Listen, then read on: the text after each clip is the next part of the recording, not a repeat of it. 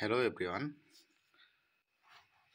আপোনালোকক study with JM চেনেললৈ স্বাগতম জনাইছো। আপোনালোকে আশা কৰোঁ বহুত ধুনীয়াকৈ পঢ়ি আছে আৰু আগন্তুক ADRE Assam TET GT PGT ADRE Assam police অসমৰ যিকোনো ধৰণৰ গভৰ্ণমেণ্ট এক্সামৰ কাৰণে এইটো ভিডিঅ' বহুত হেল্পফুল হ'ব আশা কৰিছোঁ। আপোনালোকে এই সিজনটো মনোযোগেৰে চাব আৰু সম্পূৰ্ণকৈ ভিডিঅ'টো চাব বুলি আমি আশা কৰিছোঁ। আপোনালোকৰ সৈতে আজি আগবঢ়াইছোঁ আমাৰ অসমৰ 7টা নেশ্যনেল পাৰ্কৰ বিষয়ে। প্ৰথম নেশ্যনেল পাৰ্কটো হৈছে কি Kaziranga national park. Kaziranga national park ক'ত অৱস্থিত? কাজিৰঙা নেশ্যনেল পাৰ্কটো গোলাঘাট জিলাত অৱস্থিত। ই গোলাঘাট জিলাৰ বোকাখাত মহকুমাত অৱস্থিত। আৰু কাজিৰঙাৰ উত্তৰে আছে কি ব্ৰহ্মপুত্ৰ নদী আৰু দক্ষিণে আছে কাৰ্বি আংলং জিলা। আৰু ৰাষ্ট্ৰীয় উদ্যানখনৰ মুঠ মাটিৰ কালি কিমান? 430 বৰ্গ কিলোমিটাৰ। আৰু কাজিৰঙা ৰাষ্ট্ৰীয় উদ্যানখন ইউনেস্কোৰ দ্বাৰা বিশ্ব ঐতিহ্য ক্ষেত্ৰ হিচাপে ঘোষণা পায় 1985 চনত। আৰু শেহতীয়া লোকপিয়ল অনুসৰি কাজিৰঙাৰ গড়ৰ সংখ্যা হৈছে 2613টা। সেয়েহে আমি ক'ব পাৰোঁ যে কাজিৰঙা গড়ৰ বাবে বিখ্যাত। আৰু 1904 চনত লৰ্ড কাৰ্জনৰ পত্নী মেৰী কাৰ্জনে কি কৰিছিল? তেওঁক এই গড়ৰ সুৰক্ষা দিয়াৰ বাবে তাৎক্ষণিকভাৱে আৰু ফলপ্ৰসূ পদক্ষেপ ল'বলৈ পৰামৰ্শ দিয়ে। কাজিৰঙা বন্যপ্ৰাণী এই ধৰণৰ একমাত্ৰ য'ত পূৰ্বাঞ্চল জলাশয়ৰ হৰিণ পোৱা যায়, যাক বৰসিংহ বুলিও কোৱা হয়। নেক্সটটো হৈছে মানস নেশ্যনেল পাৰ্ক। মানস নেশ্যনেল পাৰ্ক এই বাক্সা জিলাত অৱস্থিত।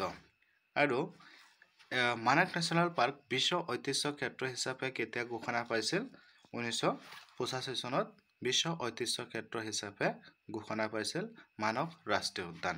ইয়াৰ মাটিৰ কালি হৈছে 950 বৰ্গ কিলোমিটাৰ।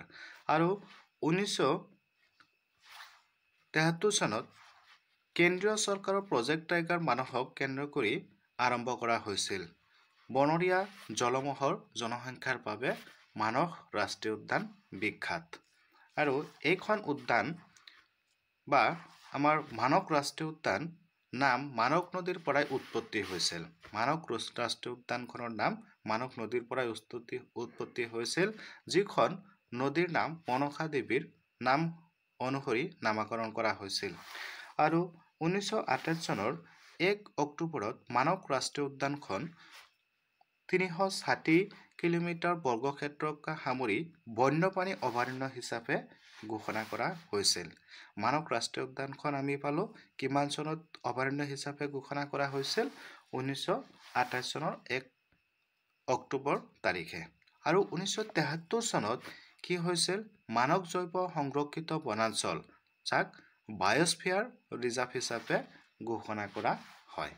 এইখিনি আমি মানস ৰাষ্ট্ৰীয় উদ্যান সম্পৰ্কে ইম্পৰ্টেণ্ট কথাবিলাক আমি আলোচনা কৰিছোঁ।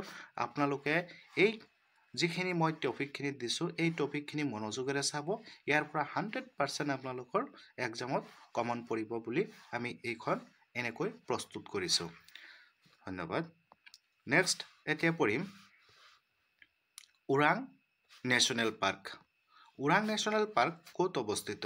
ওৰাং নেশ্যনেল পাৰ্কটো দৰং জিলাৰ দক্ষিণ পূব কোণত অৱস্থিত। আৰু ব্ৰহ্মপুত্ৰৰ উত্তৰ দিশত জীয়াধনশিৰি নদীৰ পশ্চিম দিশত অৱস্থিত এই ৰাষ্ট্ৰীয় উদ্যানখন। এই ৰাষ্ট্ৰীয় উদ্যানখন ক'ত অৱস্থিত?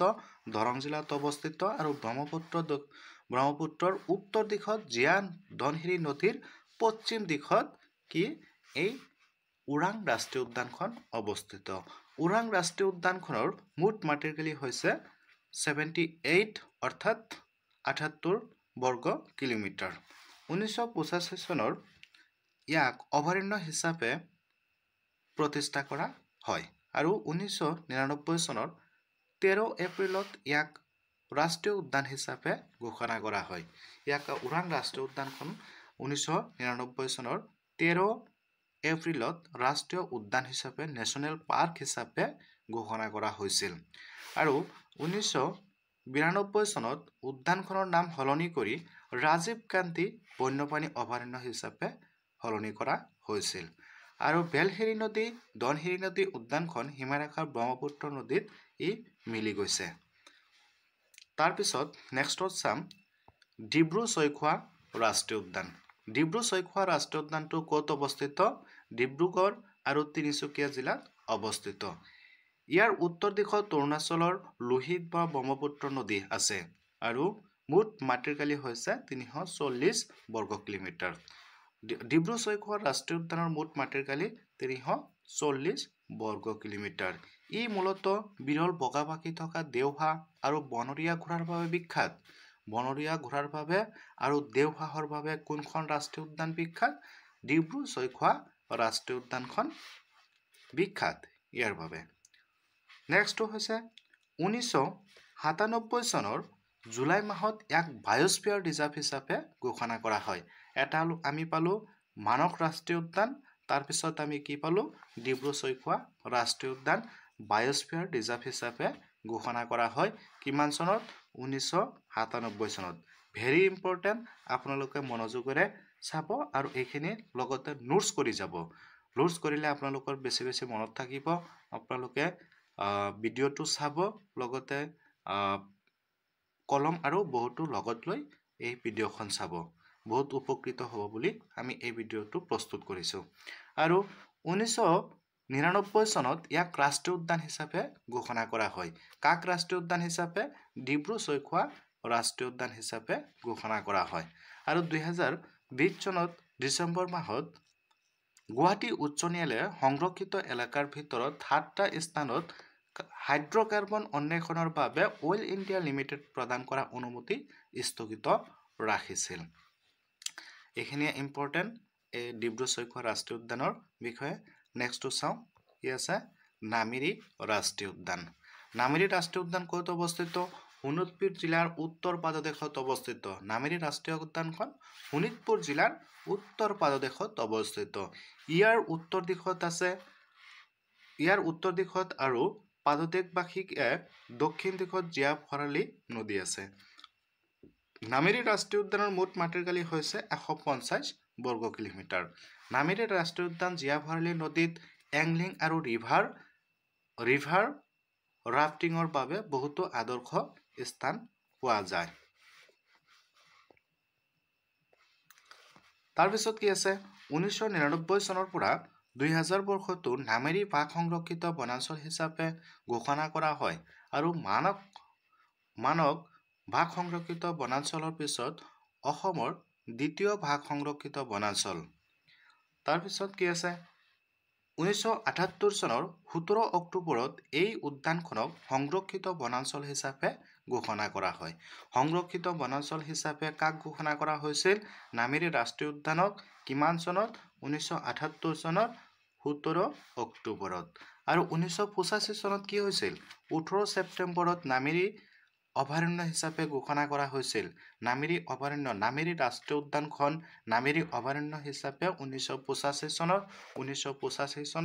18 ছেপ্টেম্বৰত নামেৰি অভয়াৰণ্য হিচাপে স্থাপন কৰা হৈছিল আৰু ইয়াক নামেৰি ৰাষ্ট্ৰীয় উদ্যান হিচাপে কেতিয়া ঘোষণা কৰা হৈছিল 1998 চনৰ 15 নৱেম্বৰ তাৰিখে নেক্সট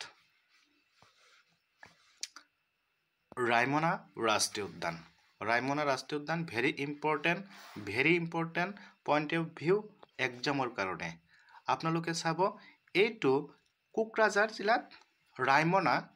জিলাত অৱস্থিত ৰাইমনা ৰাষ্ট্ৰীয় উদ্যানটো ক'ত অৱস্থিত কোকৰাঝাৰ জিলাত অৱস্থিত আৰু ই 2021 চনৰ 5 জুন তাৰিখে অসমৰ 6ষ্ঠ ৰাষ্ট্ৰীয় উদ্যান হিচাপে পৰিগণিত হৈছে চৰকাৰী অধিসূচনা দিছিল 2021 চনৰ 8 জুন তাৰিখে কোকৰাঝাৰ জিলাৰ 422 বৰ্গ ফুট বন্যপ্ৰাণীৰ বাসস্থান মানক বাঘ সংৰক্ষিত বনাঞ্চলৰ আটাইতকৈ পশ্চিম বাফৰৰ লগত সংলগ্ন কৰা আছে এই ৰাইমনা ৰাষ্ট্ৰীয় উদ্যানখন ইয়াৰ সীমাই পশ্চিমে পশ্চিমবংগ অসমৰ আন্তঃৰাজ্যিক সীমাৰেখাৰ হুনকুক নদী পূবে হৰলভঙা নদী স্পৰ্শ কৰি উত্তৰ দিশত ভাৰত ভূটান আন্তঃৰাষ্ট্ৰীয় সীমা স্পৰ্শ নকৰাকৈ উত্তৰ দিশলৈ বৈ গৈছে।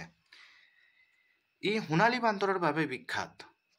কোনটো ৰাষ্ট্ৰীয় উদ্যান সোণালী বান্দৰৰ বাবে বিখ্যাত? এই ৰায়মনা ৰাষ্ট্ৰীয় উদ্যানখন সোণালী বান্দৰৰ বাবে বিখ্যাত, যিটো এটা স্থানীয় প্ৰজাতি যাক ভৰেলেও অঞ্চলৰ শুভঙ্কৰ হিচাপে নামকৰণ কৰা হৈছিল। 7 নম্বৰটো চাম দিহিং পাটকাই ৰাষ্ট্ৰীয় উদ্যান। দিহিং পাটকাই ৰাষ্ট্ৰীয় উদ্যানটো ক'ত অৱস্থিত? দিহিং পাটকাই ৰাষ্ট্ৰীয় উদ্যানটো ডিব্ৰুগড় তিনিচুকীয়া জিলাত অৱস্থিত আৰু 2004 চনত 13 জুনত ইয়াক বন্যপ্ৰাণী অভয়াৰণ্য হিচাপে ঘোষণা কৰা হয়। এই দিহিং পাটকাই ৰাষ্ট্ৰীয় উদ্যানটো কিমান চনত অভয়াৰণ্য হিচাপে 2004 চনৰ 13 জুনত অভয়াৰণ্য হিচাপে ঘোষণা কৰা হয় আৰু 2020 চনৰ 13 ডিচেম্বৰত ইয়াক ৰাষ্ট্ৰীয় উদ্যানলৈ উন্নত কৰা হয়। আৰু দিহিং পাটকাই ৰাষ্ট্ৰীয় উদ্যান কোন ঠাইত অৱস্থিত পালো? ডিব্ৰুগড় আৰু তিনিচুকীয়া জিলাত অৱস্থিত আমি পাইছো। ইয়াৰ মাটিৰ কালি হৈছে 231.65 বৰ্গ কিলোমিটাৰ। এই বনাঞ্চলখন অসমৰ দিহিং পাটকাই একে লেঠাৰিকৈ থকা নিম্ন অঞ্চলৰ সমতলীয় ভূমিৰ একমাত্ৰ বৰ্ষাৰণ্য। আৰু দিহিং পাটকাই বন্যপ্ৰাণী অভয়াৰণ্যক প্ৰজেক্ট এলিফেণ্টৰ অধীনত দিহিং পাটকাই হাতী সংৰক্ষিত বনাঞ্চল হিচাপে ঘোষণা কৰা হয়। দিহিং পাটকাই ৰাষ্ট্ৰীয় উদ্যানখন হাতী সংৰক্ষিত বনাঞ্চল হিচাপে ঘোষণা কৰা হয়। আপোনালোকে এই ছিজনটো বহুত ধুনীয়াকৈ চাব আৰু বহুত ইম্পৰ্টেণ্ট কথাবিলাক দিয়া হৈছে। আপোনালোকে এইটো লাষ্ট টপিক আছিল। আজিৰ কাৰণে আপোনালোকক থেংক ইউ জনাইছোঁ। আপোনালোকে মোৰ ভিডিঅ'টো সম্পূৰ্ণকৈ চোৱাৰ কাৰণে আপোনালোকক অশেষ ধন্যবাদ। আগন্তুক ভিডিঅ'বোৰ পাবৰ কাৰণে মোৰ ষ্টাডি উইথ JM চেনেলটো ছাবস্ক্ৰাইব কৰিব, লগতে বেল আইকনটো বজাই দিব আৰু বেলেগৰ সৈতে এই ছিজনটো শ্বেয়াৰ কৰিব বুলি আমি আমাৰ আজিৰ ক্লাছটো সামৰণি মাৰিছোঁ। ধন্যবাদ।